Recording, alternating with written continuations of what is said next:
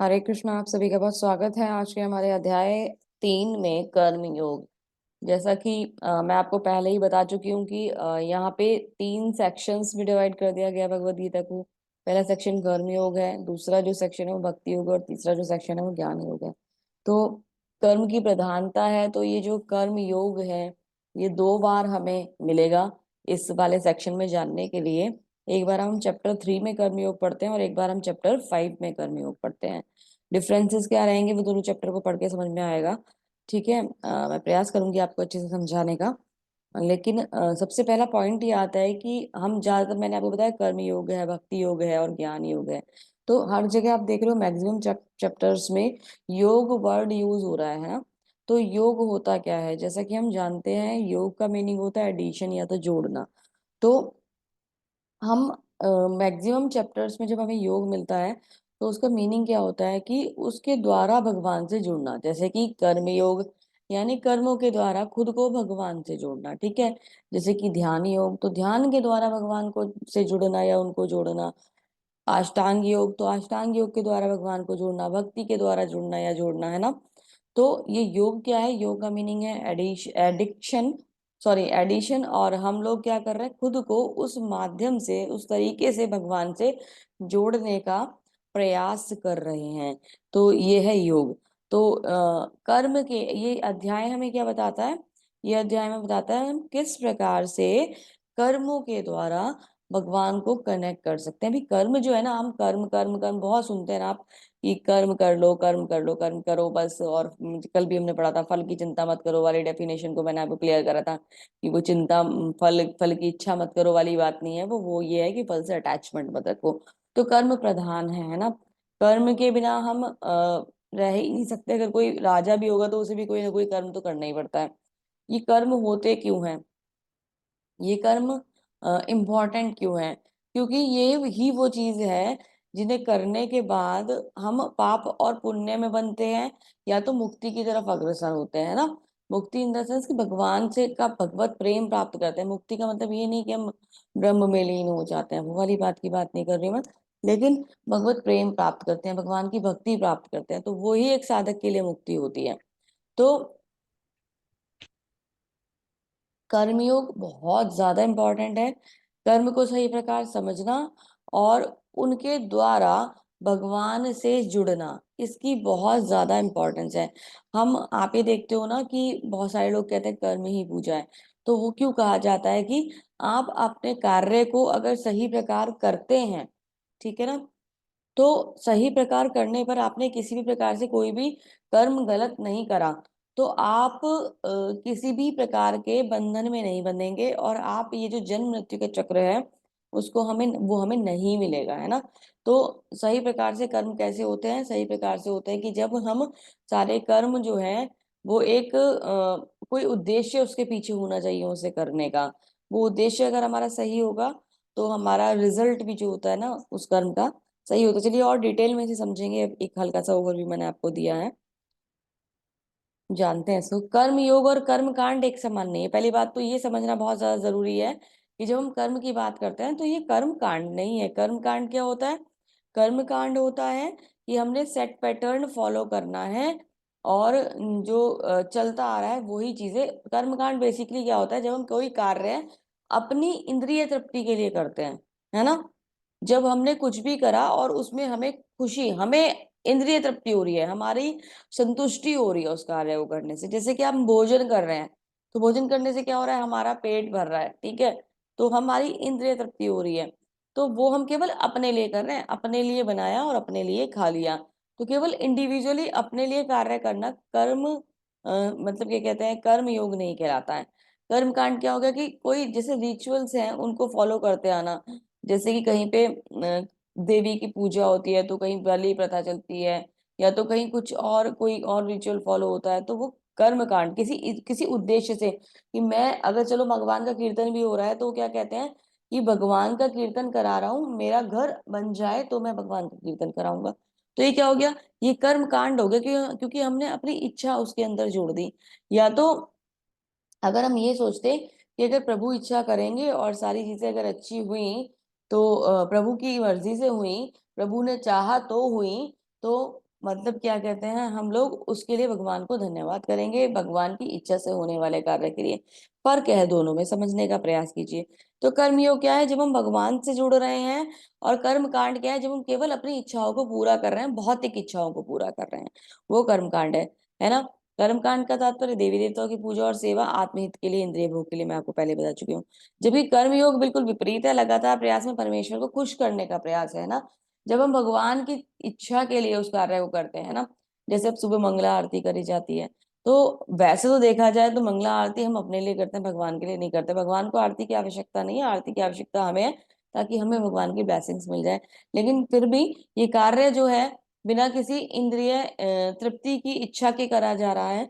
यहाँ हम खुद भी प्रसन्न होते हैं तो भगवान हमें आशीर्वाद देते हैं, भगवान भी प्रसन्न होते हैं कि मेरा बच्चा अभी मेरे लिए सोच रहा है ना, मेरे से बात करना चाह रहे हैं, मूवमेंट उसका मेरे लिए है, तो वो भी प्रसन्न होते हैं। तो ये एक कर्म योग कहलाएगा, ये कार्य जो है वो कर्म योग कहलाएगा। ठीक है, तो चलते हैं आगे। अर्जुन अध्याय को आगे बढ़ाते हैं, क्योंकि अर्जुन का कल हमने बताया था भगवत गीता में भगवान ने उसको उपदेश दिए थे, और अर्जुन को जो असमंजस थे उनके आंसर्स दिए थे, है ना। भगवान ने अर्जुन के जो डाउट्स थे, 5 डाउट्स थे, उनके आंसर करे थे भगवान ने चैप्टर नंबर 2 में, और गीता का सार हमें समझाया था। अब कर्म के बारे में भगवान अर्जुन को डिफाइन करेंगे, तो उससे पहले अर्जुन प्रश्न करते हैं, क्या करते हैं। अर्जुन उवाच जायसी चेत कर्मणस्ते मता बुद्धि जनार्दना, ता किम कर्माणि घोरे माम नियोजसी केशव। अर्जुन ने कहा, हे जनार्दन, हे केशव, यदि आप बुद्धि को सकाम कर्म से शेष समझते हैं, तो फिर आप मुझे इस घोर युद्ध में क्यों लगाना चाहते हैं। तो अर्जुन कह रहा है कि भगवान, अगर बुद्धि उत्तम है ना, और बुद्धि का प्रयोग करके, ज्ञान का प्रयोग करके हम मतलब क्या कहते हैं, सारे कार्य कर सकते हैं, तो फिर कर्म के बंधन में मुझे क्यों बांध रहे हो आप। क्योंकि कर्म, युद्ध होगा तो कर्म है ना, कर्म हुआ तो बंधन मिलेगा, तो मैं क्यों कर्म में बंधूं, मुझे आप ये बता दीजिए। भगवान से प्रश्न कर रहा है अर्जुन। भगवान आगे क्या कहता है, वया मिश्रेण से वाक्येन वया वयामि श्रवणेव वाक्येन बुद्धि मोहयसीव में तदेकम वद निश्चयत येन श्रेयो अहम आप्युनाम। आपके वयाम श्रुति यानी अनेक अर्थ वाले उपदेशों से मेरी बुद्धि मोहित हो गई है। कहते हैं कि कभी तो आप कह रहे हो कि ज्ञान अच्छा है, कभी आप कह रहे हो कि कर्म अच्छा है, तो इन बातों से ना मेरी बुद्धि जो है वो मोहित हो गई है। कृपया करके मुझे निश्चित तौर पर बता दीजिए, इस इन सब में से मेरे लिए सर्वाधिक श्रेयकर क्या होगा। बार बार अर्जुन श्रेयकर पूछ रहे हैं, इस बात को ध्यान रखिएगा। कभी भी अर्जुन ये नहीं कह रहे हैं कि मुझे प्रेयर्स बता दो, जो मैं चाह रहा हूँ वो कर दो। हम क्या कहते हैं, भगवान बस मेरा एग्जाम क्लियर करा दो, किसी भी प्रकार करा दो, है ना, कैसे भी करा दो, बस आप मेरा इतना सा काम कर दो। सच में मैं बता रहा हूँ कि मैं आपके मंदिर के रोज ही चक्कर लगाऊंगा। तो हम क्या कह रहे हैं कि हम अपनी इच्छा भगवान को चॉइस दे रहे हैं, भगवान को, भगवान ये कर दो, भगवान ये कर दो। जबकि अर्जुन क्या कह रहा है, अर्जुन कह रहा है भगवान जो मेरे लिए उत्तम हो वो बता दो आप, है ना। तो डिफरेंस है, यही एक शुद्ध भक्त का लक्षण होता है। अगर वो भगवान से कुछ मांगता भी है ना, तो मांगता है किस हिसाब से जो भगवान को प्रिय है, जो हमारे लिए उत्तम है, ना कि इस हिसाब से मांगता है जो हमें प्रिय है। हम तो जाके लिस्ट थमा देते हैं, एक भी हमारी एक डिमांड नहीं होती है। हम क्या करते हैं, एक लिस्ट बना लेते हैं और दे देते हैं, और मिनट मिनट में जाते हैं, थोड़ी थोड़े दिन में जाते हैं, क्या कहते हैं, भगवान ये वाला काम कर दो। अच्छा ये हो गया, ओके चलो ठीक है, थैंक यू भगवान, आपने कर दिया, चलो 5 रुपए का प्रसाद आप चढ़ा देता हूँ, चलो एंजॉय कर लो आप, 5 रुपए का प्रसाद, वो भी हमें ही खाना है, वो भी किसी और को नहीं देना हमें, मतलब चलो बांट दिया 2-4 लोगों को। हालांकि 5 रुपए का तो प्रसाद भी शायद नहीं आता हो, लेकिन पहले ऐसे होता भी था ना। तो कुछ लोगों को दे दिया, हाँ चलो संतुष्टि हो गई, एक एक उसमें से थोड़ा सा भगवान को चढ़ा दिया, थोड़ा सा दो एक लोगों को दे दिया, और फिर बस वो खुद खा लिया, हो गया काम। तो ऐसा सोचते हैं जैसे हम भगवान पे एहसान करके आ रहे हो, है ना। भगवान जिन्होंने आपको सब कुछ दिया है, जिन्होंने आपको अस्तित्व दिया है, वो आपके 5 रुपए के प्रसाद के लिए बैठे हैं क्या। नहीं। हम लोग ये सोचते हैं कि हमारी इच्छाएं पूरी हो जाएं, हम अपनी इच्छाओं को पूरा करने के लिए तरीके बना लेते हैं। जबकि रियलिटी ये है कि हम भगवान की इच्छा के अकॉर्डिंग चलेंगे तो हमेशा खुश रहेंगे, हमेशा। बहुत बड़ा की पॉइंट है जो मैं आपको ये बता रही हूँ। हमारे दुख का कारण ही हमारी अपनी इच्छाएं होती हैं। अगर हम एक भक्त इस बात को ऐसे एक्सेप्ट कर ले कि ये जो भी कुछ हो रहा है भगवान की इच्छा और भगवान की मर्जी से हो रहा है और मेरे लिए बेस्ट है इसलिए हो रहा है। तो हमारे जीवन में से दुख नामक जो चीज है ना वो चली जाएगी। बेशक दुखालयम अशाश्वतम में हम यहाँ पड़े रहेंगे, लेकिन यहाँ से हम दुख को भूल जाएंगे क्योंकि हम भगवान के मतलब एक तरीके से इच्छाओं में खुश होना शुरू कर देंगे। तो यहाँ भगवान से अर्जुन क्या कह रहा है, श्रेय कर बता दो, एक चीज बता दो। तो भगवान कहते हैं चलो अर्जुन के डाउट खत्म करते हैं। तो भगवान बोलते हैं लोके नस्मिन विदा निष्ठा पूरा प्रयोक्तम माया नाघा ज्ञान योगेन संख्यानाम कर्म योगेन योगी नाम से भगवान ने कहा हे निष्पाप अर्जुन, मैं पहले ही बता चुका हूँ आत्म साक्षात्कार का प्रयत्न करने वाले दो प्रकार के पुरुष होते हैं। इनमें से कुछ ज्ञान योग द्वारा समझने का प्रयास करते हैं तो कुछ भक्ति में। भगवान क्या कह रहे हैं कि दोनों चीजें सही है, ऐसा नहीं है कि गलत है, कुछ गलत कुछ भी नहीं है। कुछ ज्ञान के माध्यम से आते हैं तो कुछ भक्ति के माध्यम से मेरे पास आते हैं, तो गलत कुछ भी नहीं है ठीक। पर क्लियर करेंगे आगे चल के। लेकिन अर्जुन की तो सुई अटकी हुई है, कहता है कि तीन चार रास्ते मत दो भगवान, एकम वदम एकम वदम, एक रास्ता बता दो। I am a stupid person, मुझे नहीं पता मुझे कौन कौन से ये चारों रास्ते आपने दे दिए, तो किधर मुड़ूं किधर जाऊं, सब में से घूम के आऊं, फिर मैं सिलेक्शन निकालूं कि कौन सा बेस्ट है। मुझे तो पता है कि आप मेरे सामने खड़े हो और आप जो मुझे कहोगे वो बेस्ट होगा। तो देखो एक बहुत इंपॉर्टेंट बात इसमें से क्या निकल के आ रही है कि जब गुरु के तौर पे कृष्णा को स्वीकार कर लिया अर्जुन ने, तो क्या कह रहे हैं, कह ये रहे हैं कि मुझे जो पूरा का पूरा ना मेरा जो ट्रस्ट है वो मेरे गुरु पर है। मैं आंखें बंद करके उन पे विश्वास कर रहा हूं और जो कहेंगे उसको मैं एक्सेप्ट करूंगा, मानूंगा। मैं हालांकि डाउट्स तो आ रहे हैं, जैसे हम भी कुछ पढ़ते हैं, कोई कोर्स कोई सिलेबस आप कंप्लीट करते हो, आपके टीचर होते हैं तो उसमें डाउट्स आते हैं ना, कहते हैं ना ये टॉपिक मैंने आपको क्लियर कर दिया, अब इस टॉपिक में कोई डाउट हो तो पूछ लो। मैं भी आपसे पूछती हूँ ना कि कोई डाउट रह गया हो तो पूछ लो। तो हम पूछते हैं, है ना, हम क्वेश्चंस करते हैं। लेकिन आप ये देखो कि विश्वास कितना ज्यादा है कि सामने जो खड़े हैं वो मुझे बेस्ट बताएंगे और सबसे अच्छे सोल्यूशन वो ही देंगे और कोई देगा ही नहीं। तो ये ट्रस्ट होता है ना। और जब ये ट्रस्ट अपने गुरु पर आ जाता है तो आपकी लाइफ की आधी प्रॉब्लम्स तो वैसे ही खत्म हो जाती हैं, क्योंकि आधी चीजें तो हम जिनसे डरते हैं वो हमारी लाइफ में कभी होने वाली ही नहीं होती हैं। हम ना होने वाले भयों से डरते रहते हैं और चिंताओं में पड़े रहते हैं कि अगर ये हो गया तो क्या होगा, अगर ये हो गया तो क्या हो गया। मैं पता है आपको अपना प्रैक्टिकल एग्जांपल देती हूँ कि मेरे संग भी ना ऐसा बहुत होता था। पहले मैं हमेशा ना इस प्रकार की चिंता में रहती थी। ये मन की स्थिति होती है कि अगर मैं जैसे कुछ चाहती हूँ, अगर कुछ गलत हो जाए, अगर जैसे रिलेशन है, पेरेंट्स हैं, कुछ भी है, इनके साथ कुछ गलत हो जाए तो क्या होगा, अगर मेरे संग कुछ गलत हो जाए तो क्या होगा। ये वाली चिंता है, अजीब अजीब सी चिंता है जिनका कोई लॉजिक ही नहीं है। तो ये मेरे संग बहुत कई बार हो जाता था। तो हम अजीब सी चीजें जो जो कभी देखो अगर किसी के संग कुछ होना है तो वो तो हो गई ना। अगर मुझे अभी जाना है, ये मूवमेंट मेरे लिए लास्ट मूवमेंट होगा तो जाना है ना, तो फिर मुझे इस फैमिली की चिंता, बच्चों की चिंता करने की आवश्यकता क्या है। उनकी चिंता वो करेंगे जो सबकी चिंता कर रहे हैं ना, जो मेरी भी चिंता कर रहे हैं। तो मैं इस तरीके के डाउट्स में, इस तरीके के, और मैं अकेले नहीं हूँ, ऐसे आप सब भी लोग होंगे कि अगर मेरा एग्जाम क्लियर नहीं हुआ तो क्या होगा, पेरेंट्स ने अगर मेरी बात नहीं मानी तो क्या हो गया, क्या होगा, ठीक है, एडमिशन ना मिला तो क्या होगा, है ना। तो ये वाली चिंता है। अरे उसके बाद भी कुछ तो होगा, ऐसा नहीं है कि नहीं होगा, सब कुछ होगा और आगे चीजें चलेंगी। लेकिन हम इन डाउट्स को इतना ज्यादा अपने माइंड पे हावी कर लेते हैं कि हम ना उन चिंतन में लगे रहते हैं और नित्य ही ना हम हमारा जो समय है जो उसको सही प्रकार से सार्थक करने में हम लगा सकते हैं तो उसकी चिंता में व्यतीत कर देते हैं। तो ये सबके साथ होता है। तो अर्जुन क्या कर रहे हैं, अर्जुन बेवकूफ नहीं है।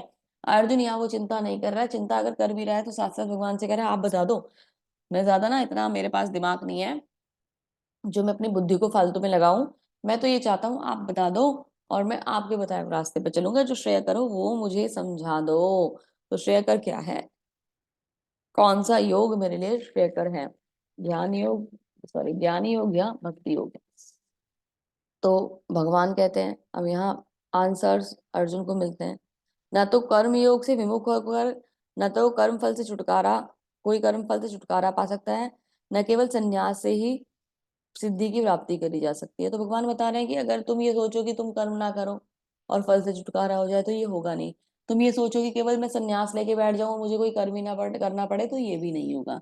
भगवान क्या बताना चाह रहे हैं कि भौतिक मतलब जो ये सन्यासी जो होते हैं, ऐसा नहीं है कि अर्जुन, अर्जुन का एक्चुअली पॉइंट क्या है मैं समझाती हूँ। अर्जुन ना युद्ध से बचने के कारण आज भी ढूंढ रहा है।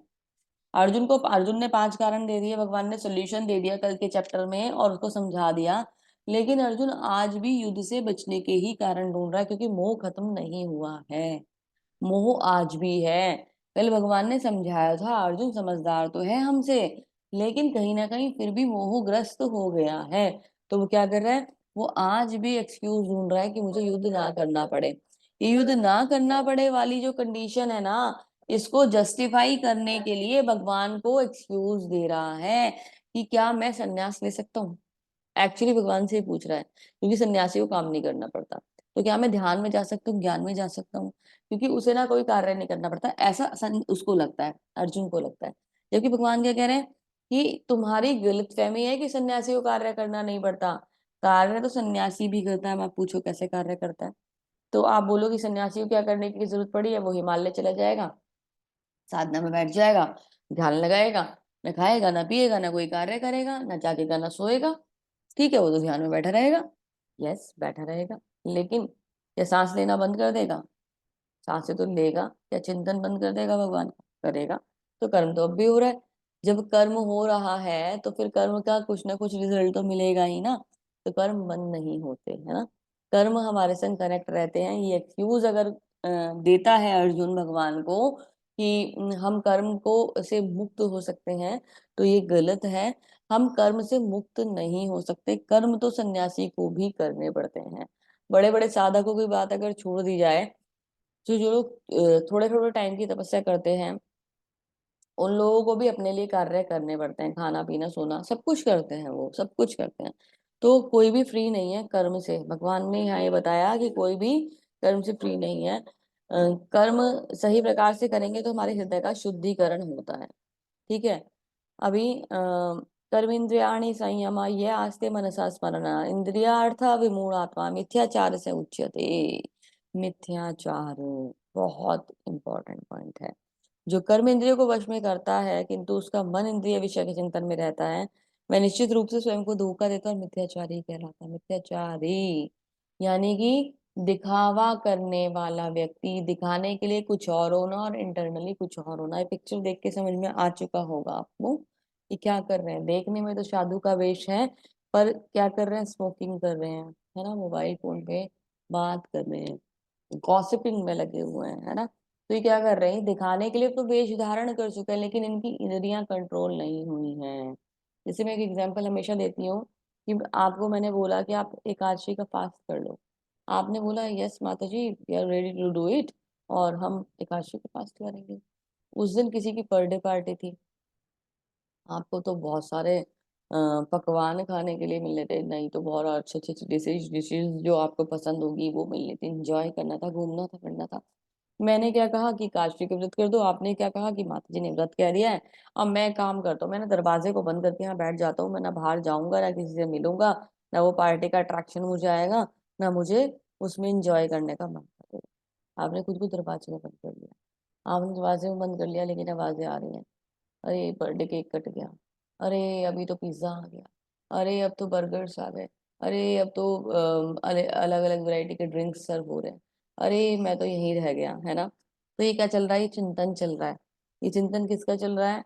इंद्रिय विषयों के भोग का चिंतन चल रहा है ना। तो आपको व्रत तो रख लिया मेरे कहने से, दिमाग कहाँ लगा के बैठे हो? भोजन में, पार्टी में, भोग में, है ना। तो वो चिंतन आप कर रहे हो। तो उस व्रत का कोई फायदा होगा? आप मिथ्याचारी कहलाओगे। आप मिथ्याचारी होगे, केवल आपने फूड को छोड़ दिया। रेस्ट आपका मन जो था वो केवल फूड में ही लगा हुआ था, भोग में ही लगा हुआ था। ऐसा ही कार्य ये लोग कर रहे हैं। और जो भी लोग इस प्रकार के कार्य करते हैं, वो अपने आचरण से जो दिखाते कुछ और है और होते कुछ और है, वो मिथ्याचारी ही कहलाते हैं। तो ये मिथ्याचार का जो आचरण है ये सूट नहीं करता है। तो इसलिए भगवान अर्जुन को समझा रहे हैं कि मिथ्याचारी मत बनो। तुम्हारा कार्य कर्तव्य जो है, क्षत्रिय कर्तव्य युद्ध करना है। क्यों सन्यासी बनकर अपना जो टाइम है उसे सन्यास में लगाना चाहते हो?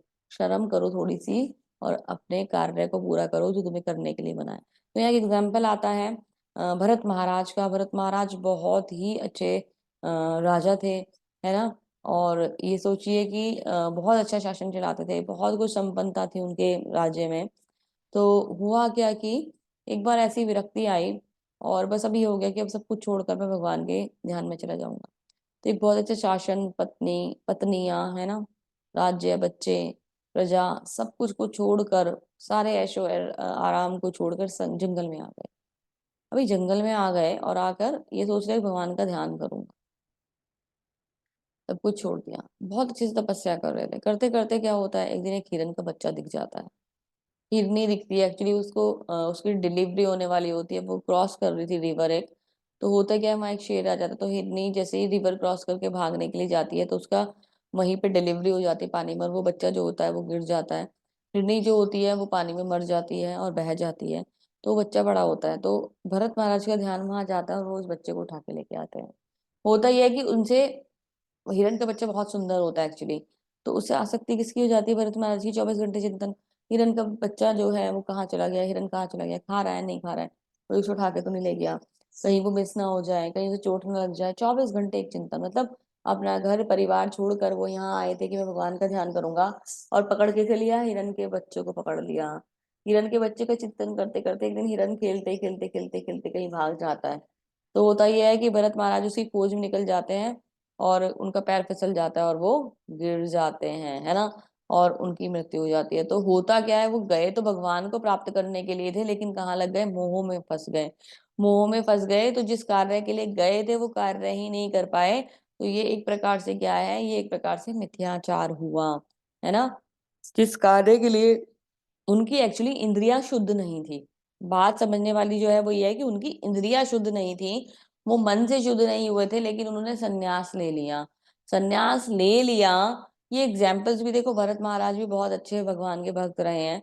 तो ये एग्जाम्पल्स ना भरत महाराज के लिए नहीं है, ये हमारे लिए है। कोई भी कार्य जब होता है, भगवान अपने भक्तों के द्वारा अगर कोई लीला कराते हैं, तो वो उनकी अच्छाई और बुराई के लिए नहीं कराते, वो हमें समझाने के लिए कराते हैं कि हमने किस प्रकार से चीजों को समझना है और आगे अपनी लाइफ को डील करना है। तो ये हमारे लिए लीलाएं भगवान कराते हैं अपने भक्तों से, कि वो मोहग्रस्त रहे, संन्यास ले लिया, उसके बाद भी मोह नहीं छूटा, और रिजल्ट क्या हुआ, जीरो हो गया। तो इससे तो ज्यादा अच्छा ये होता, वो अपने राज्य में रहते, परिवार के संग रहते, उस परिवार के साथ रहते रहते ही वो भगवान की भक्ति करते। प्रभुपाद जी कभी भी मैं नहीं कहते कि आप घर छोड़ के चले जाओ और हिमालय जाके बैठ जाओ, हरिद्वार जाके बैठ जाओ, और ऋषिकेश जाके बैठ जाओ, और अब जाके वहां पे मेरा ध्यान करो, मतलब भगवान का ध्यान करो। वो कभी भी ये नहीं कहते, वो कहते हैं जहां भी हो, जैसे भी हो, उसी जगह भगवान का ध्यान करो, उसी कार्य को जो कर रहे हो भगवान के चिंतन के साथ जोड़ के कर लो, तो आपका संन्यास हो जाएगा, आपका मन भगवान के श्री चरणों में लग जाएगा। अभी करना क्या है, जब कुछ नहीं करना तो करना क्या है ये भी तो पता चले। तो भगवान बताते, श्री विष्णु के लिए यज्ञ रूप में कार्य करना चाहिए, अन्यथा कर्म के द्वारा इस भौतिक जगत में बंधन उत्पन्न होता है। हे कुंती पुत्र, उनकी प्रसन्नता के लिए कार्य करो, इस तरह तुम बंधन से मुक्त रहोगे। तो जब हम सारे कार्यों को भगवान को सेंटर करके कर देंगे तो बंधन से मुक्त हो जाएंगे। अब आप बोलोगे कैसे करेंगे, तो जब हम भोजन खाते हैं, उस भोजन को भगवान को भोग लगा दिया, तो वो प्रसादम बन गया, क्योंकि किसी ने उगाया होगा, हमने खरीदा होगा, है ना, फिर हमने बनाया होगा, फिर हमने किसी को खिलाया होगा। तो ये क्या है, एक दूसरे के संग बंधन के कारण बन रहे हैं।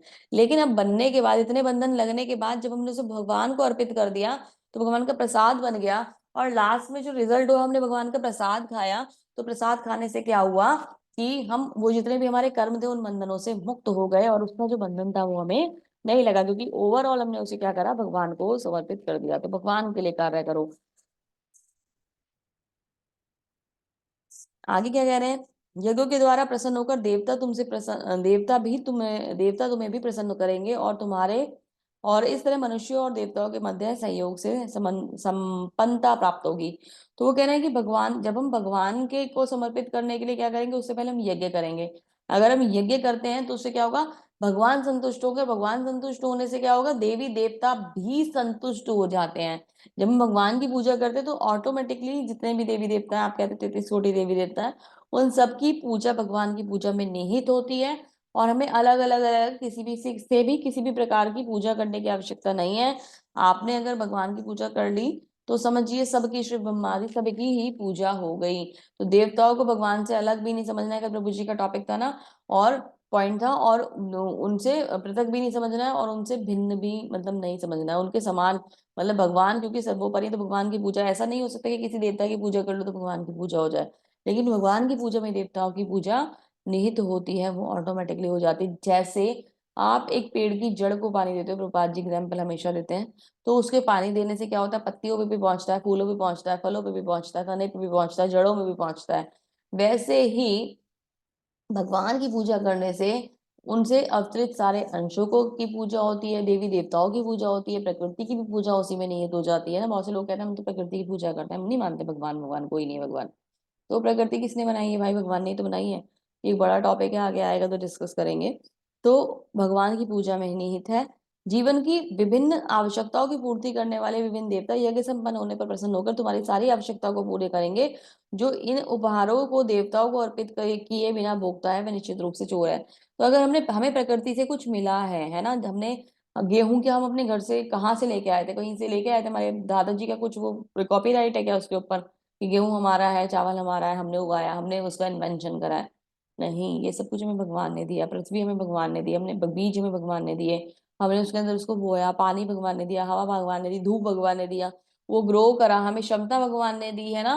तो हमने क्या, वो क्या हुआ, वो ग्रो हुआ और हमें उसका रिजल्ट मिला कि हमें गेहूं, चावल, चना, जो भी कुछ है सब चीजें मिली, फल सब्जियां मिली हमें, है ना।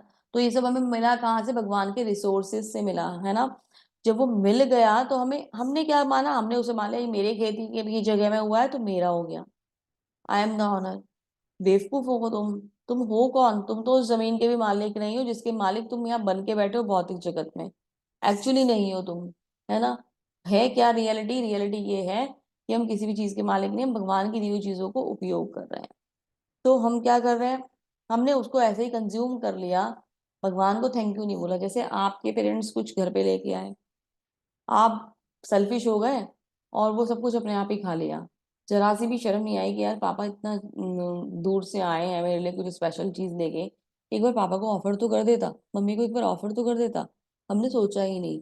तो रिजल्ट क्या हुआ कि मम्मी बोलेंगे देखो मैं इसके लिए लेके आया, बच्चा अब बड़ा हो गया, इतनी तो समझ इसके अंदर आ गई है कि एटलीस्ट एक बार मेरे से पूछ ले मैं कौन सा खा लेता जब मैं इसके लिए लेके आया हूँ तो, है ना।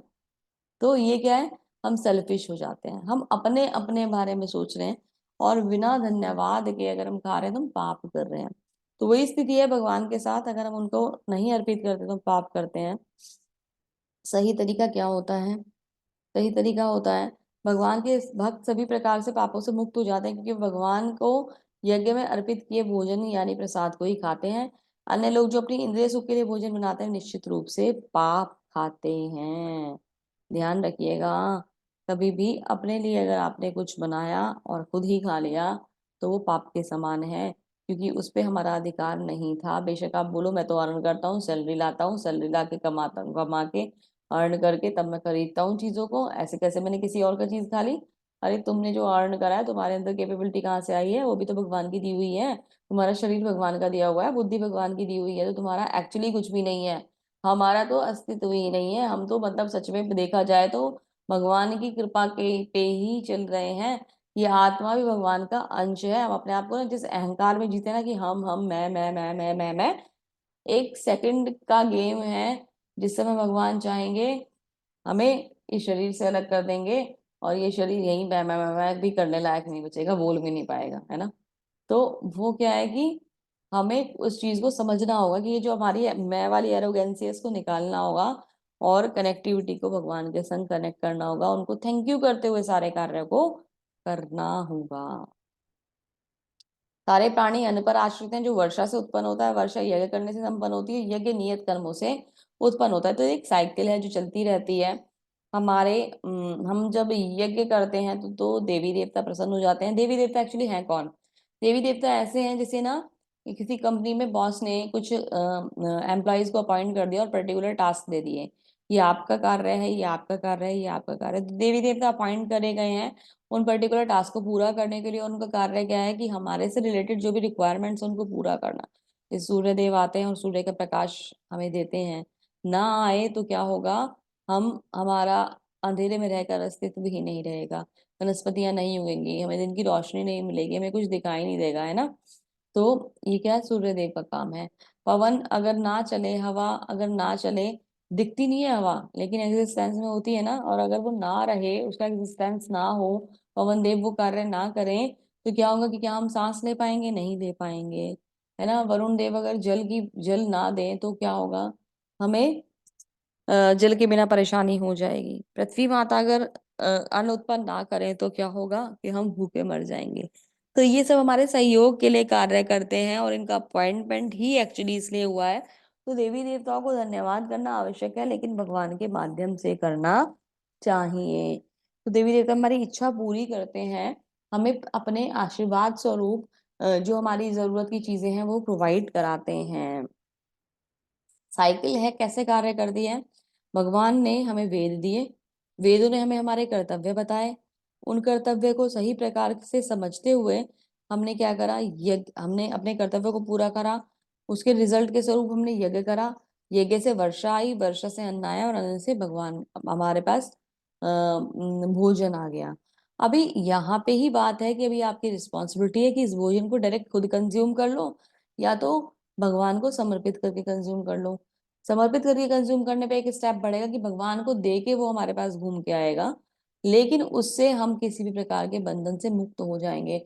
हम पे ना ऋण नहीं रहेगा। किसका ऋण नहीं रहेगा, हम पे सूर्य भगवान का ऋण नहीं रहेगा, धरती माता का ऋण नहीं रहेगा, पवन का ऋण नहीं रहेगा, जल का ऋण नहीं रहेगा, जो किसान है जिसने उसे बोया है उसका ऋण नहीं रहेगा, है ना।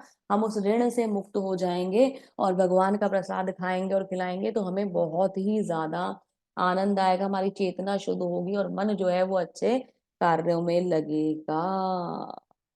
आप बोलोगे माता जी हमारी लाइफ से क्या रिलेशन है इसका। इसका रिलेशन हमारी लाइफ से एक्चुअली बहुत ज्यादा है। बोलोगे आज का टॉपिक थोड़ा ज्यादा लेक्चर वाला चल रहा है, लेकिन रियलिटी ये है कि हम खुद को इन्हीं प्रकार के कर्मों में मानते हैं, और फिर हमारे जो जन्म मृत्यु का चक्र है वो हमें मिलता है, और उससे क्या होता है, हम इन्हीं बंधनों में बंधे रह जाते हैं। हमारी आज की जो भी करंट सिचुएशन है वो हमारे कर्मों के बंधन की वजह से ही है।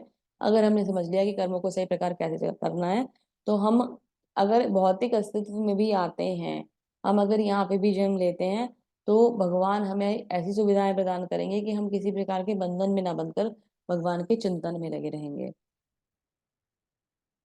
अभी यज्ञ करो तो मैंने बहुत बोल दिया। अब आप पूछो कि यज्ञ करना है तो यज्ञ होगा कैसे। यज्ञ में हमें ओम स्वाहा यज्ञ नहीं करना है। हमें क्या करना है, हमें हरि नाम जप संकीर्तन यज्ञ करना है। वो यज्ञ कैसे होता है, हम एक मंत्र पढ़ते हैं जिसे पंच तत्व मंत्र कहा जाता है। वो कैसे होता है, जय श्री कृष्ण चैतन्य प्रभु नित्यानंदा श्री अद्वैत गदाधर श्रीवासादि गौर भक्त वृंद। श्री कृष्ण चैतन्य महाप्रभु जो हैं वो श्रीमती राधा रानी और भगवान श्री कृष्ण का एक कंबाइंड फॉर्म है। जब भगवान श्री कृष्ण के मन में ये बात आई कि राधा रानी मेरी सेवा में कौन सा सुख पाती है, मैं इसे देखना चाहता हूँ, तो भगवान ने राधा रानी का स्वरूप धारण करा, गौर वर्ण ले लिया, और वो गौर वर्ण लेकर भगवान चैतन्य महाप्रभु के रूप में आज से 500 वर्ष पहले उनका प्राकट्य हुआ। हम जो गौर पूर्णिमा सेलिब्रेट करते हैं ना, होली वाले दिन, या तो होली छोटी होली के दिन या तो रंग वाले दिन गौर पूर्णिमा पड़ती है। जिस दिन पूर्णिमा प्रॉपर होती है उस दिन गौर पूर्णिमा सेलिब्रेट करी जाती है, और वो प्राकट्य दिवस होता है किनका, चैतन्य महाप्रभु का। सब बहुत उत्साह से मनाते हैं इस्कॉन के सारे डिवोटीज। हमारे यहाँ होली के सेलिब्रेशन के संग गौर पूर्णिमा का सेलिब्रेशन बहुत सुंदर होता है, और हम चैतन्य महाप्रभु को धन्यवाद करते हैं कि उनके अवतरण से हमें क्या मिला, हमें महामंत्र मिला और सही गाइडेंस मिला। भगवान चैतन्य महाप्रभु जो है वो एक तरीके से भगवान का छंद अवतार है। वो क्या होता है, वो एक हिडन अवतार है भगवान का, क्योंकि वो कभी भी ये नहीं चाहते थे चैतन्य महाप्रभु कि मैं खुद को भगवान के रूप में या प्रेजेंट करूं, है ना। अगर कलयुग का अवतार के बारे में पूछा जाए, आपसे क्वेश्चन पूछा जा सकता है कि कलयुग के किसी अवतार के बारे में बताइए, कलयुग का कौन सा अवतार है, तो कलयुग का एक अवतार है चैतन्य महाप्रभु। आप ही आंसर दे सकते हैं। तो चैतन्य महाप्रभु कभी भी ये नहीं चाहते थे कि मैं भगवान के रूप में यहाँ पे पूजे जाऊं, तो उन्होंने क्या करा, उन्होंने भगवान का जो मतलब ये कहते हैं अपने आप को थोड़ा हाइड करके रखा। लेकिन ये हम जो डिवोटीज हैं उनको जैसे जैसे मतलब हमारे जो आचार्य हैं उन तक भगवान के सारी चीजें पहुंची, तो तब मतलब ये कहते हैं चैतन्य महाप्रभु का की एक तरीके से हम लोगों ने की शरण ली, और उनके माध्यम से हम भगवान तक पहुंच पा रहे हैं ना। आचार्य हमें सही प्रकार से बताते हैं। तो चैतन्य महाप्रभु बिल्कुल कलयुग के लेटेस्ट अवतार हैं, जिनके चिंतन से, जिनके स्मरण से हम सभी मतलब ये समझ लीजिए कि बंधनों से मुक्त हो सकते हैं। वो है जो अगर कलयुग में हमें कोई ये जिस समय कलयुग चल रहा है तो हमें जो भी कृष्ण तक जाने का डायरेक्ट अपनी फॉर्म जो उनकी कृष्णा फॉर्म है उस तक पहुंचाने का सही रास्ता बता रहे हैं। तो उन्होंने हमें क्या दिया, उन्होंने हमें महामंत्र दे दिया, हरे कृष्ण कृष्ण कृष्ण हरे हरे, हरे राम राम राम हरे हरे। तो ये महामंत्र उन्होंने बताया कि अगर कलयुग में कुछ जपने योग्य है तो हरे कृष्ण महामंत्र है। और कलयुग में जो यज्ञ होगा ना, वो यज्ञ भगवान के मंदिरों बनाने वाला नहीं होगा।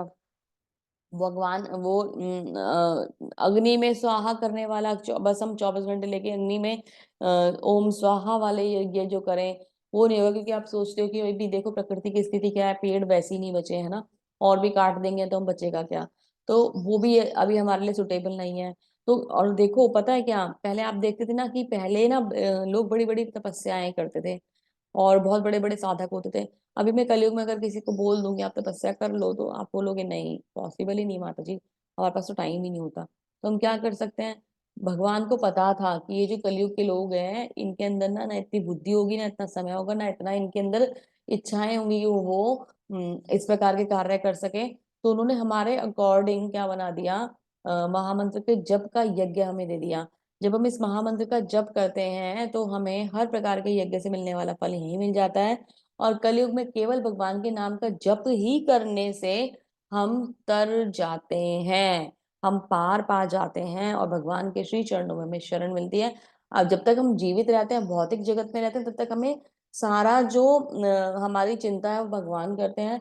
हमें सही प्रकार से हमारा जीवन चलाते हैं। हमारा एक भक्त का जो जीवन होता है उसमें भगवान किसी प्रकार की बाधा नहीं आने देते। और ये बिल्कुल टेस्टेड बात मैं आपको बता रही हूँ, मैं नहीं कह रही हूँ। महामंत्र की बहुत महिमा का बहुत वर्णन है, कभी इस पुण्य का पढ़िएगा तो आप जान पाएंगे। जैसे ही हम महामंत्र को जप करना शुरू करते हैं हमारी लाइफ जो होती है वो बिल्कुल बदल जाती है और हम अपनी ही लाइफ में एक अलग प्रकार का सेटिस्फेक्शन फील करना शुरू कर देते हैं। तो बहुत काम का है ये महामंत्र जो है चैतन्य महाप्रभु ने दिया है। करना कैसे है, आपको अपनी बीड्स लेनी है, जपमाला लेनी है। उसको करना क्या है, उसमें एक मन का सुमेरु होता है जहाँ से स्टार्टिंग पॉइंट होता है बीड का, सबने देखी होगी माला। उस स्टार्टिंग बीड पे हमें क्या करना है, जय श्री कृष्ण चैतन्य प्रभु की नित्यानंदा श्री अद्वैत गदाधर श्रीवास आदि गौर भक्त वृंदा मंत्र बोलना है। क्यों बोल रहे हैं पंचतत्व, हम श्री कृष्ण चैतन्य महाप्रभु से, नित्यानंद प्रभु से, अद्वैत प्रभु से, गदाधर प्रभु से, श्रीवास प्रभु से, है ना, और अन्य भक्तवृंद जो है इन सब से प्रार्थना कर रहे हैं कि जब मैं ये महामंत्र का जप कर रहा हूँ तो मेरे अंदर बहुत अशुद्धियां हैं, मुझसे गलतियां भी होंगी और मैं गलत उच्चारण भी कर सकता हूँ, गलत प्रकार से जप भी कर सकता हूँ, है ना, अशुद्धियों वाला जप भी कर सकता हूँ। कृपया करके जो आप मेरा जप है उसको स्वीकार करते हुए भगवान के श्री चरणों में पहुंचा दीजिए, ताकि मेरा जप शुद्ध हो, अच्छा हो। आप मुझे आशीर्वाद दीजिए और मैं सही प्रकार जप कर पाऊँ और भगवान की चिंतन और ध्यान कर पाऊं, ये हम उनसे आशीर्वाद मांगते हैं। और जब हम ब्लेसिंग्स लेकर वो कार्य करते हैं तो हमारा जो जप होता है, जैसे बोलते बोलते हमसे जप में गलतियां हो जाती हैं, है ना, हम हरे कृष्ण बोल रहे थे कोई वर्ड छूट गया, या तो हम हरे कृष्ण बोल रहे थे कुछ मिस मतलब ये कहते हैं वो हो गया, शब्द गलत निकल गया। तो ये जो छोटी छोटी अशुद्धियां, छोटी तो नहीं खैर बहुत बड़ी अशुद्धि है ये, लेकिन जब ये अशुद्धियां अगर हमसे हो जाती हैं जब करते में, तो क्या होता है कि हमने जब जय श्री कृष्ण चैतन्य महाप्रभु के लिए मंत्र का स्मरण कराएं तो उससे क्या होता है कि हम उस अपराध जो हमें पाप लगने वाला था उससे बच जाते हैं। फिर हम महामंत्र का जप करते हैं और भगवान की नाम की महिमा का बहुत ही अच्छा हमें बेनिफिट मिलता है। 108 बार ये पूरी माला में घूमता है, 108 टाइम हम उस महामंत्र का जप करते हैं तो हमारी एक राउंड पूरा हो जाता है। और इस चमत्कारी मंत्र के जप का जो लाभ है वो तो आप करके ही देख सकते हैं, मुझे बता के मैं आपको ये बात फील नहीं करा सकती।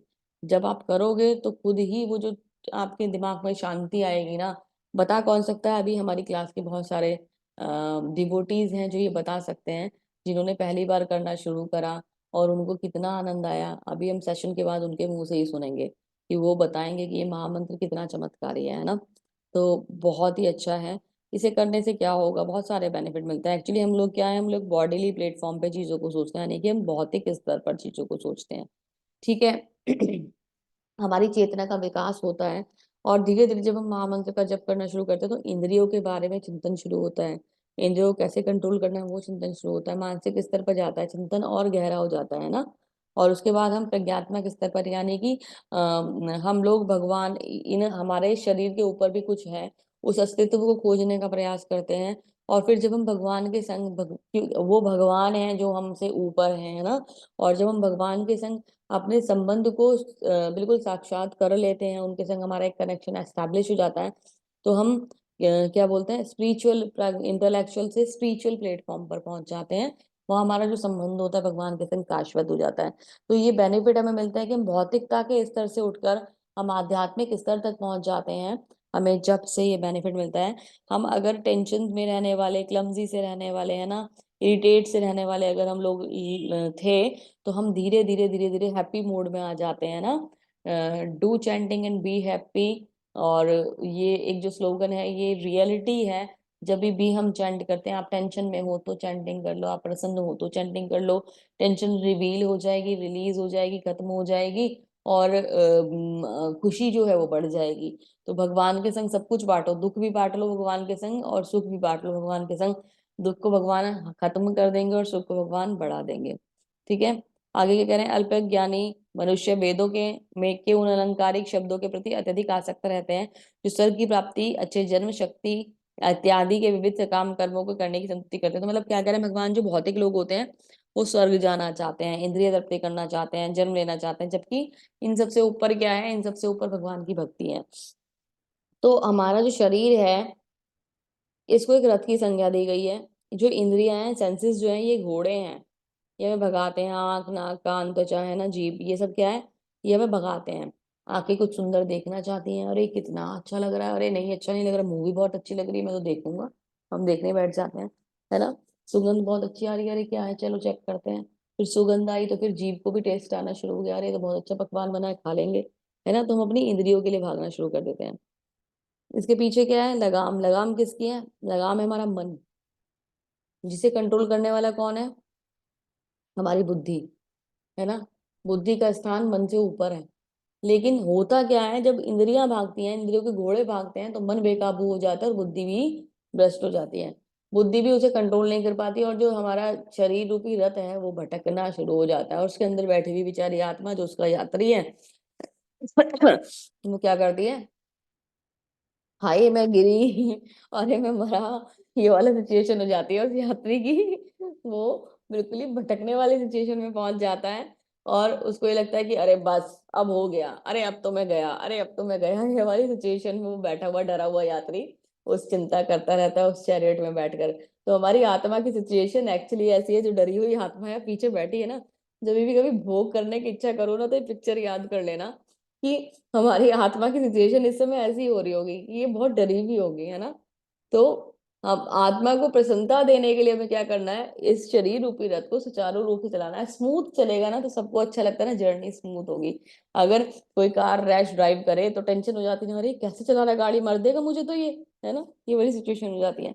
तो हमें वो चीजों को समझना है और अपनी आत्मा की संतुष्टि के लिए कार्य करना है, ना कि शरीर की संतुष्टि के लिए। जिस दिन समझना शुरू कर दिया ना हम शरीर से ऊपर आत्मा है, उस दिन हमारे जीवन जो है ना वो बहुत ज्यादा सुंदर हो जाएगा।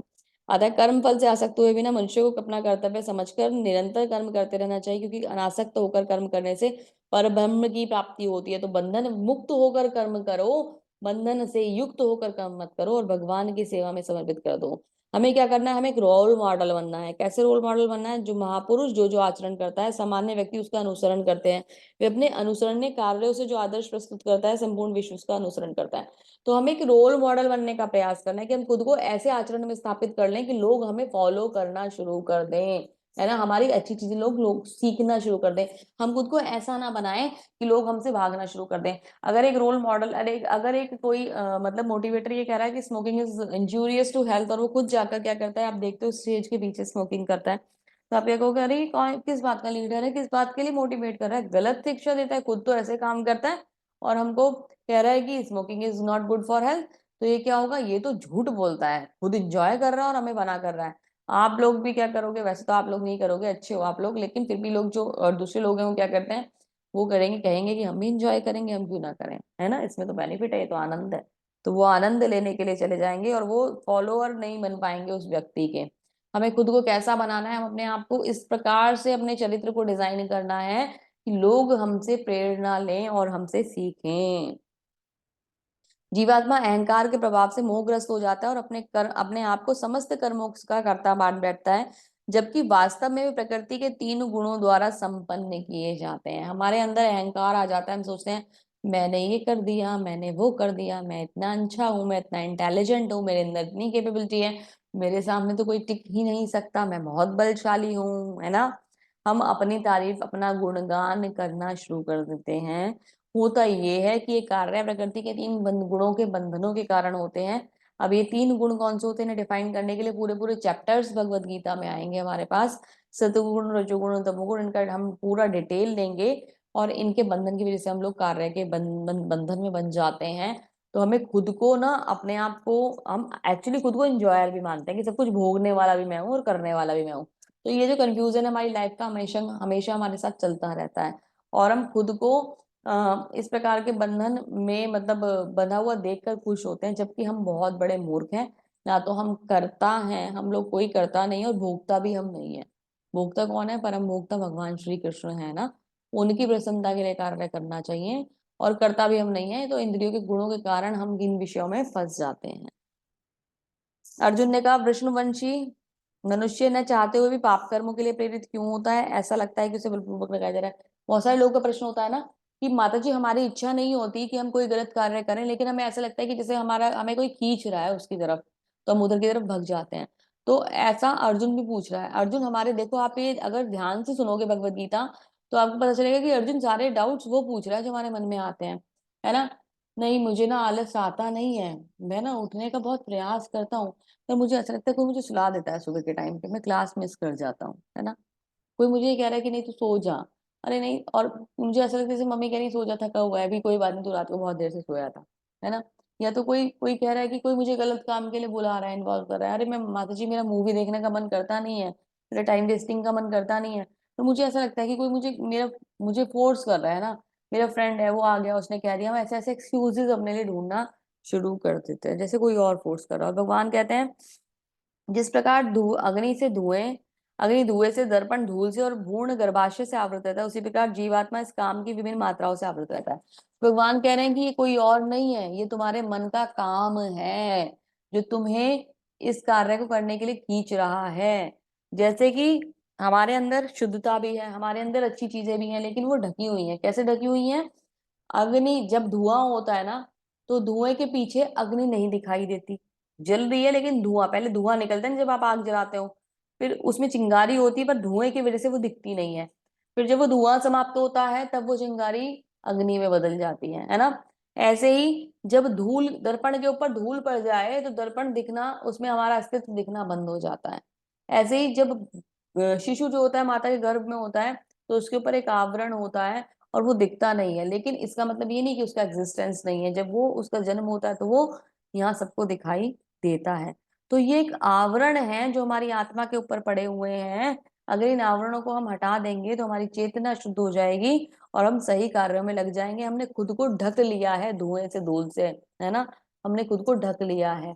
हमें क्या करना है? अपने मन का मार्जन करना है, अपने मन को शुद्ध करना है, चित्त को शुद्ध करना है, और भगवान की भक्ति में लगाना है। इंद्रिय तथा मन बुद्धि इस काम के निवास स्थान है। इनके द्वारा यह काम जीवात्मा के वास्तविक ज्ञान को ढककर उसे मोहित कर देता है। ये काम क्या है? हमारी इच्छाएं, है ना।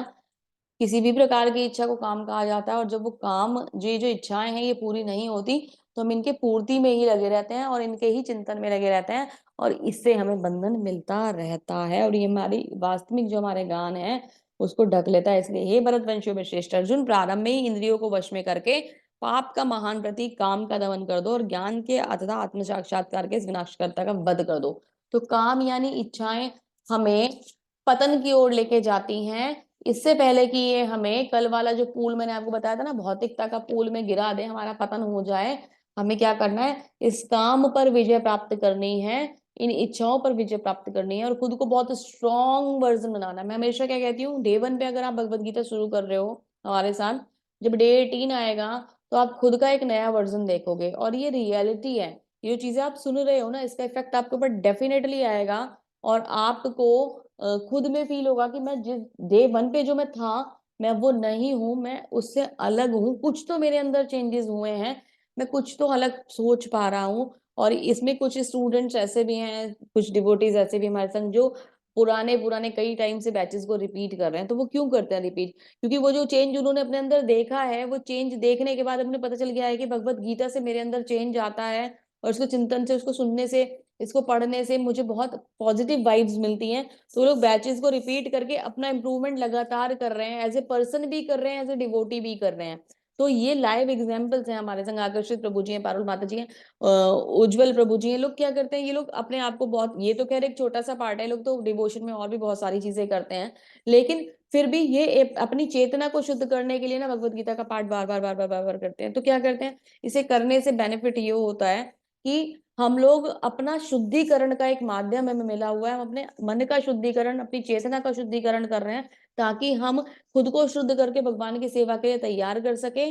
और ये हमारे मन का मार्जन हो रहा है, ये हमारे अंतरकरण का शुद्धिकरण हो रहा है, हम अंदर से शुद्ध हो रहे हैं। और ये रियलिटी, ये सच बता रही हूँ मैं आपको, जितनी भी बातें आपको हो सकता है आज लेक्चर लग रही हो, डे 18 पे आपका मन एक अलग प्रकार की शांति को फील करेगा, अलग प्रकार का सेटिस्फेक्शन आपके दिमाग में होगा, चिंताओं से अलग प्रकार से मुक्ति आपको मिल जाएगी, और एक बेटर लाइफ की तरफ आप आगे बढ़ जाओगे। ये मैं गारंटीड कह सकती हूँ, भगवत गीता का ये वो इफेक्ट है। हमने इन्होंने बताया था ना, ये गंगा जल में स्नान करने के समान है। जैसे हम डेली स्नान करते हैं तो हम खुद के शरीर को साफ करते हैं, भगवत गीता हमारे मन को साफ करती है। ये बहुत ही पवित्र है ग्रंथ। इस प्रकार महाबाहु अर्जुन, भौतिक इंद्रियों तथा मन बुद्धि से परे जानकर, मन को सावधान कर, आध्यात्मिक बुद्धि यानी कृष्ण भावना अमृत में स्थित करके आध्यात्मिक शक्ति के द्वारा काम रूपी दुर्जय शत्रु को जीतो। तो भगवान क्या कह रहे हैं, मन और बुद्धि को स्थिर कर लो और काम को जीत लो, यानी इच्छाओं पर विजय पा लो। इच्छाओं पर विजय पा ली तो तुम्हारा निश्चित ही कल्याण है। तो भगवत गीता का जो चैप्टर है, इसको समराइज करते हैं प्रभुपाद जी। क्या बताते हैं, भगवत गीता का तृतीय अध्याय निष्कर्षतः मनुष्य को निर्देशित करता है कि मैं निर्विशेष शून्यवाद के चरम लक्ष्य ना मानकर भगवान का शाश्वत सेवक समझते हुए कृष्ण भावनामृत में प्रवृत्त हो। भौतिक जीवन में मनुष्य काम तथा प्रकृति के प्रभुत्व जताने की इच्छा से प्रभावित होता है। प्रभुत्व तथा इंद्रिय तृप्ति की इच्छाएं बद्ध जीव के परम शत्रु हैं। जब हम ये मन से चाहते हैं कि हम अपनी इच्छाओं को पूरा करना चाहते हैं भौतिक जगत में, तो हमारे अंदर नई नई इच्छाएं आती रहती हैं, और फिर हम अपने ही शत्रु बन जाते हैं। किंतु जीव कृष्ण भावनामृत की शक्ति से मनुष्य इंद्रियों को तथा मन को तथा बुद्धि पर नियंत्रण रख लेता है। इसलिए मनुष्य को सहसा अपने नित्य कर्मों को बंद करने की आवश्यकता नहीं है, कुछ छोड़ने की आवश्यकता नहीं है। अब ये सोचो कि भाई क्योंकि खाने से मैं, मतलब ओवर ईटिंग से मेरा क्या हो गया, मन में चिंतन केवल ये चल रहा है कि मैं खाए जाऊं, इसे छोड़ने की आवश्यकता नहीं है। भोजन प्रिपेयर करो, अच्छे से बनाओ, सब कुछ लाओ, नई नई चीजें जब मार्केट में आती हैं तो देखो, जैसे कोई नया फ्रूट आया तो इच्छा होती ना, पहले की अच्छा होती थी, अरे मैंगो आ गए ना, मैंगो वाला सीजन आने वाला है, खा लूं बस, ये वाला आम तो मुझे इतना पता है, पसंद है बहुत ही ज्यादा, बस कैसे भी करके बस ये फर्स्ट जब आएगा तो मैं खा लूं, है ना। अभी क्या मन में चिंतन होता है, अरे कोई नया फल आया है, अरे भगवान को भोग लगाना है भाई। ये रियलिटी बता रही हूँ आपको, ये मैंने खुद में भी चेंजेस देखे हैं, तो बताती हूँ कि पहले ये बात होती थी कि मैं अपने लिए कंज्यूम कर लूं चीजों को। अब कोई भी चीज मार्केट में दिखती है तो इच्छा क्या होती है कि भगवान की सेवा के लिए ले जाऊं, फर्स्ट नया आया ना, सबसे पहले भगवान को लगाना है, कि भी भगवान को भोग लगाना है, क्योंकि हमेशा ही करना है, खैर खिलाना तो भगवान को मैं हमेशा ही है, लेकिन नया नया कुछ भी आया ना तो अपनी इच्छाओं को छोड़कर भगवान को भोग लगा देते हैं ना। कुछ भी मार्केट में हमें नई सब्जी मिलती है, नया फल मिलता है ना, कुछ भी हम देखते हैं, कोई अच्छा सुंदर सा फ्लावर हमें देखा, अरे भगवान की सेवा में जाएगा कितना सुंदर लगेगा, पहले हम उसको डेकोरेशन के लिए यूज करते थे, है ना, अपने गार्डन के लिए यूज करते थे। अभी क्या, अरे भगवान की सेवा में जाएगा तो कितना सुंदर है, भगवान की सुंदर माला बना देते हैं। तो रियलिटी में चेंजेस आते हैं ये, और ये लेक्चर नहीं है, मैं सच में आपको बता रही हूँ, लेक्चर नहीं है। जब आप इस प्रकार से इस प्रैक्टिस में आओगे तो अपने मन की स्थिति को बदलता हुआ देखोगे, इट इज माय गारंटी। और आप अपने अंदर ये चेंजेस फील करोगे, ये सच में होता है ना। और उससे क्या होगा, उससे क्या होगा, हम किसी भी प्रकार के संसारिक बंधन चिंतन से मुक्त हो जाएंगे, हमारी इंद्रियां वश में हो जाएंगी, और हम क्या होगा, हमारी बुद्धि को सही प्रकार से लगाकर कृष्ण भावना में प्रशिक्षित करेंगे और भगवत प्रेम प्राप्त करेंगे, भगवत भक्ति प्राप्त करेंगे। यही संदेश है इस चैप्टर का। प्रभुपाद जी हमें ये समझाने का प्रयास कर रहे हैं। श्री प्रभुपाद जी का बहुत बहुत धन्यवाद, जो इतनी सुंदर भगवत गीता को इतना सुंदर ट्रांसलेट करके उन्होंने हमें दिया कि हम उसे इजीली समझ पाए और सही रास्ता बताया कि मतलब सही प्रकार से कृष्ण क्या कह रहे हैं ये हम समझने। एक सर्वे हुआ था, जिस सर्वे में बहुत सारी भगवत गीताएं हैं, उसमें से सबसे बेस्ट जो भगवत गीता है जो एज इट इज कृष्ण ने बोला है वो हम तक सही प्रकार पहुंचा रही है, उसमें प्रभुपाद जी की भगवत गीता रैंक 1 पर आती है। एक स्कॉलर हैं जिनका काम ही है कि वो भगवत गीता पढ़ते थे, मुझे नाम ध्यान नहीं आ रहा है, चल मैं आपको देख के बताऊंगी। तो उन्होंने बहुत सारी भगवत गीता की स्टडीज करी और स्टडीज करने के बाद उन्होंने निष्कर्ष निकाला कि सबसे बेस्ट जो भगवत गीता है जो हमें रियलिटी में कृष्ण के सही वर्ड्स को बताती है और भगवान से कनेक्शन को राइट वे में कनेक्ट करने के लिए एक राइट वे बताती है, वो प्रभुपाद जी की भगवत गीता है। इसीलिए इस भगवत गीता का नाम Bhagavad Gita as it is या यथा स्वरूप है, यथा रूप है, इसीलिए है इसका नाम, क्योंकि ये सही वर्ड्स हमें भगवान के देती है। और मुझे तो बहुत प्रसन्नता होती है, ऐसी ही प्रसन्नता आपको भी होगी जब आप सही प्रकार से समझना प्रयास करेंगे कि भगवत गीता में प्रभुपाद जी के माध्यम से हमें मिल गया है। बहुत विशेष कृपा है, ये अनन्य स्वीकृति है भगवान की। हमने बहुत कभी कुछ करके छोड़ दिया होगा या तो कुछ तो भगवान ने हमारे लिए एक्सेप्ट कर लिया होगा कि भगवान ने हम पे वो कृपा कर दी कि हम इसे आज सुन पा रहे हैं। तो ये लाभ लेते रहिए और साथ में बने रहिए, है ना। और ये जो जर्नी शुरू करी है मुझे बहुत अच्छा लग रहा है, आप लोग साथ चल रहे हैं। रिक्वेस्ट है ऐसे ही चले रहिए, इसमें आपके लाभ के साथ साथ मेरा भी लाभ है ना, मुझे भी खुशी मिलेगी और मुझे भगवत गीता आप मैं आपको बताऊंगी तो भगवान भी प्रसन्न होंगे, तो मेरा थोड़ा सा लालच भी है।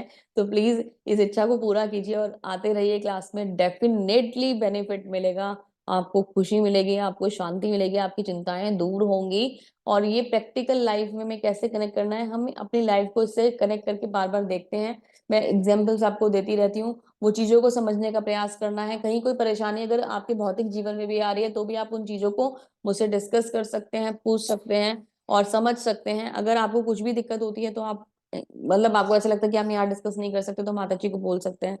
हम किसी भी प्रकार से इसमें क्या कर सकते हैं कि आपको समझा सकते हैं कि भगवत गीता में किस प्रकार से हमारे लिए सॉल्यूशंस आए हुए हैं। तो बहुत अच्छा है, यही एकमात्र ग्रंथ ऐसा है जो हमें जीवन को जीने का सही तरीका यहाँ बता रहा है। वेदों में हमें यहाँ से जाना कैसे है, मतलब भगवत गीता एक्चुअली क्या है, भगवत गीता एक ऐसा ग्रंथ है जो हमें ये बता रहा है कि यहाँ जीना कैसे और यहाँ से जाना कैसे है। ये सारा कुछ प्लान जो है ना भगवत गीता में सारा परफेक्ट प्लान दिया गया है। आगे आगे चैप्टर्स आएंगे, आज टॉपिक थोड़ा बड़ा हो गया है तो चलिए ओवर करते हैं, आगे फिर मैं डिस्कस करूंगी इसको आपके साथ।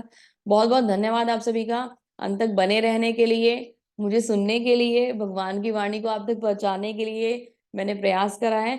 बहुत बहुत धन्यवाद, इतने सुंदर तरीके से आप लोगों ने साथ दिया है ना, और आपने अपनी प्रेजेंस बना के रखी है और अपना साथ और ऐसे ही बनाए रखिए और भगवान की भगवत गीता का आनंद ऐसे ही लेते रहें, भगवान के वर्डों शब्दों का आनंद ऐसे लेते रहें, प्रभुपाद जी की कृपा प्राप्त करते रहें और इस जर्नी को पूरा करें। बहुत बहुत धन्यवाद आप सभी का। हरे कृष्णा, मिलते हैं कल नए अध्याय में, तब तक के लिए बहुत बहुत धन्यवाद। हरे कृष्णा।